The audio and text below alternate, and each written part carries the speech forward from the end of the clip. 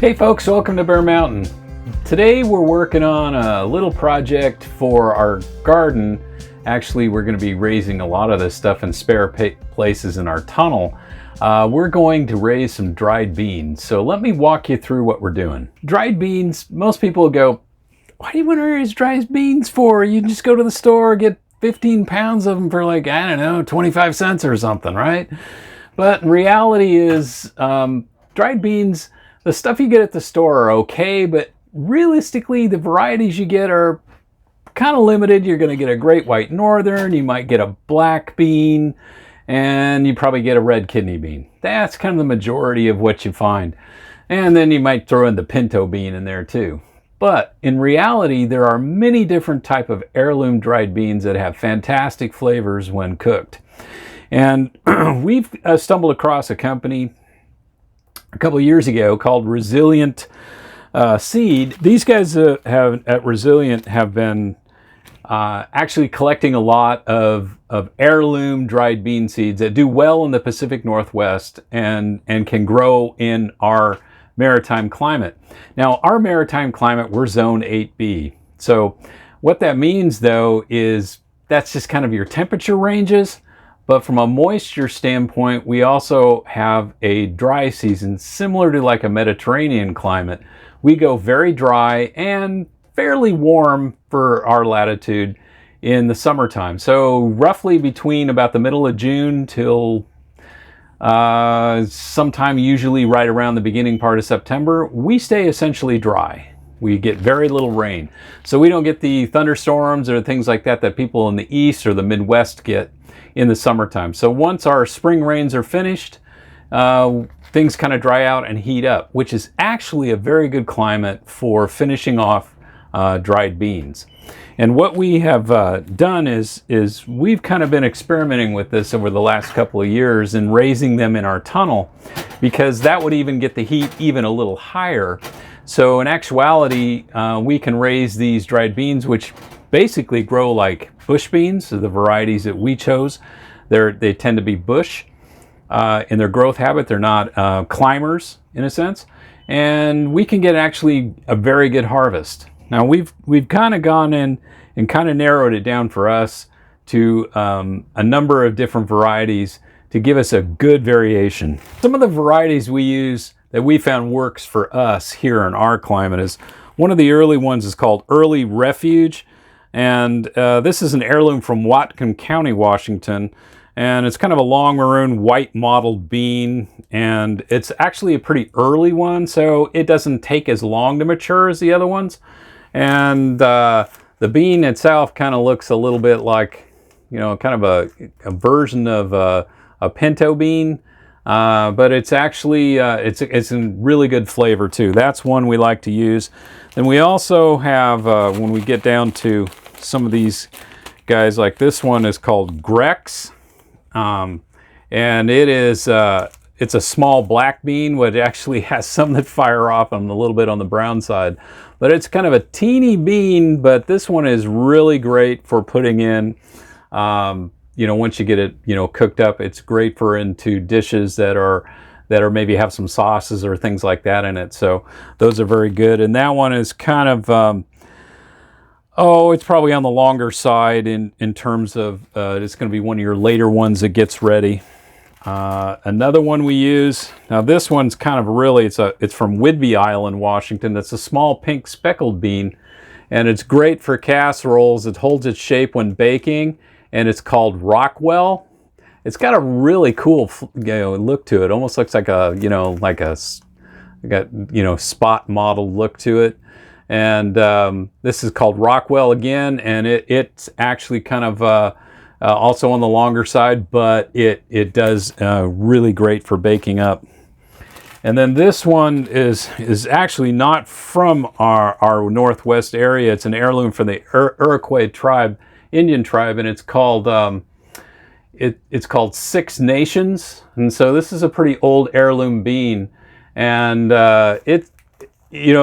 you look at it and you go, well, it's kind of mottled a little bit with a little bit of red specks to it. But what we found is this one had a really great flavor. It's called a cranberry style bean. So I don't know what that means exactly, but what we found is the flavor has been really good for like putting this guy into like chilies and things of that nature. And then we also just have a red that's from Johnny's. It's called Cranberry, and this is again a self-supporting bush type bean. And all the ones that we've been raising are actually, they grow like bush type beans again. And so this one is kind of a nice reddish color. Some of these beans are, you know, fantastic, and when they dried, they really have a lot of interesting colors to them. And when you kind of get them, you know, in a jar, they kind of look, you know, kind of like something you might design with art, maybe when you're a kid. I don't know.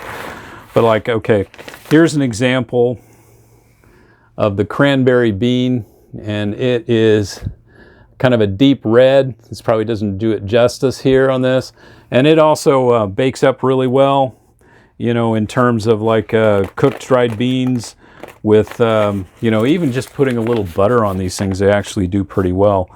And then we have a regular black cocoa, which is a typical small black bean, similar to the black bean that we had under Grex, you know, but it's a little bit bigger. And this one also, again, a self-supporting type plant, and does pretty well in our area. Those are the kind of ones that we're getting from Resilient, from Johnny's, and we found it work well in our climate. So one of the things you might think about is saying, okay, well, my climate isn't really at all like your guys's at all.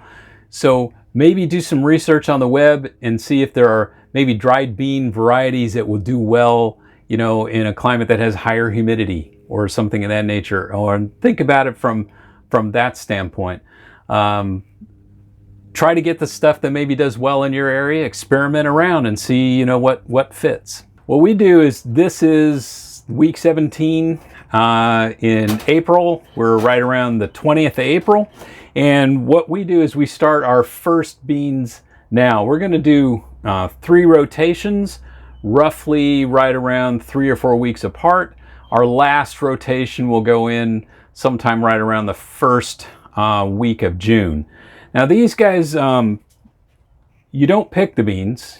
They grow like regular bush beans, and they'll set on their bean seeds. We don't eat them green. They just stay in there, and as the plants senesce, as they finish, the bean pods will actually begin to dry in the tunnel.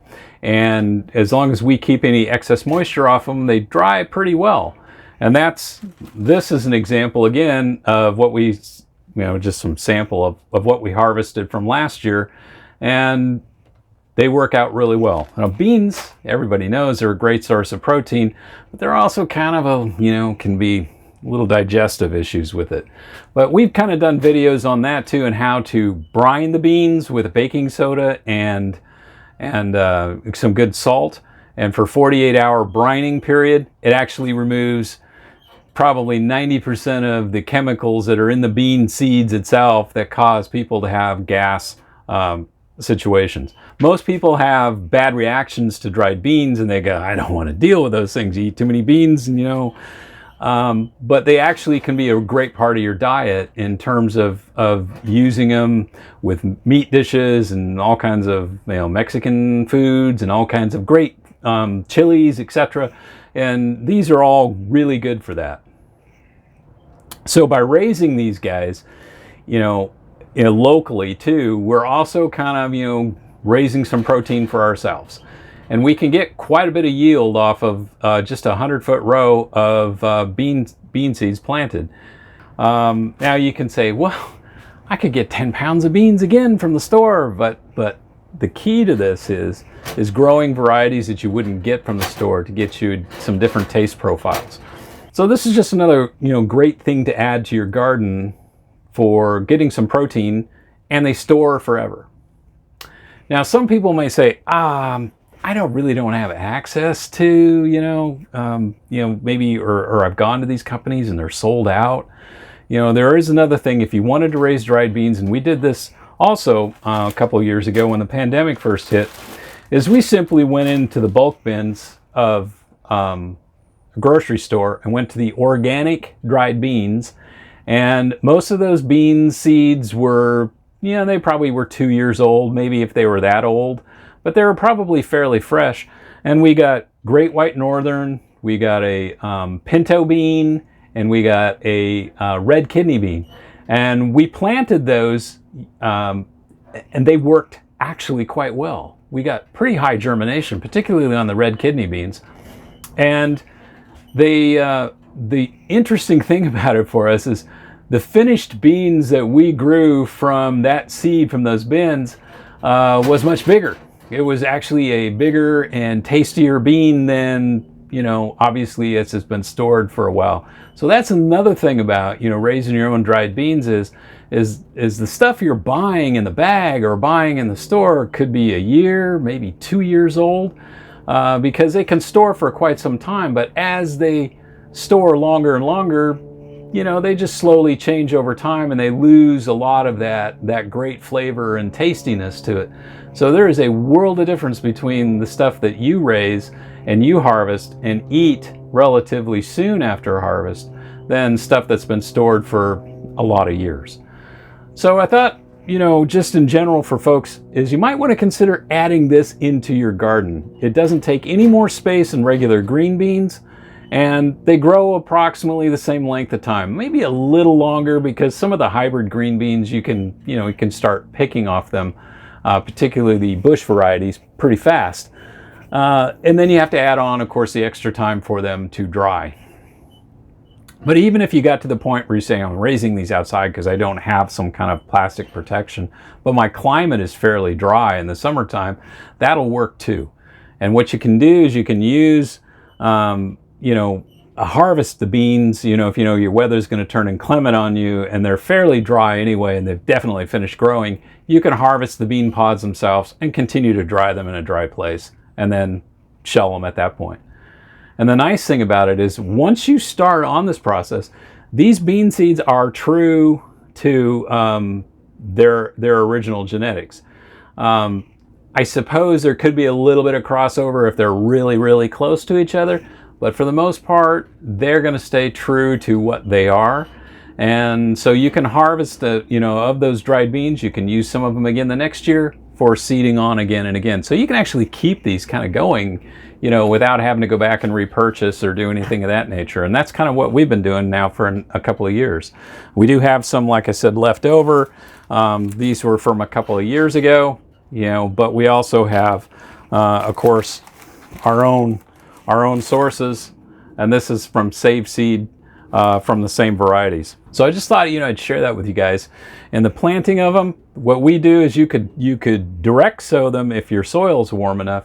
But in our case, what we're doing is, since we're near the end of April, we're gonna basically use our 6-pack system, and we're going to put 1 seed per cell in here and make multiple trays of these guys that we can then go back into the tunnel when it comes time to transplant.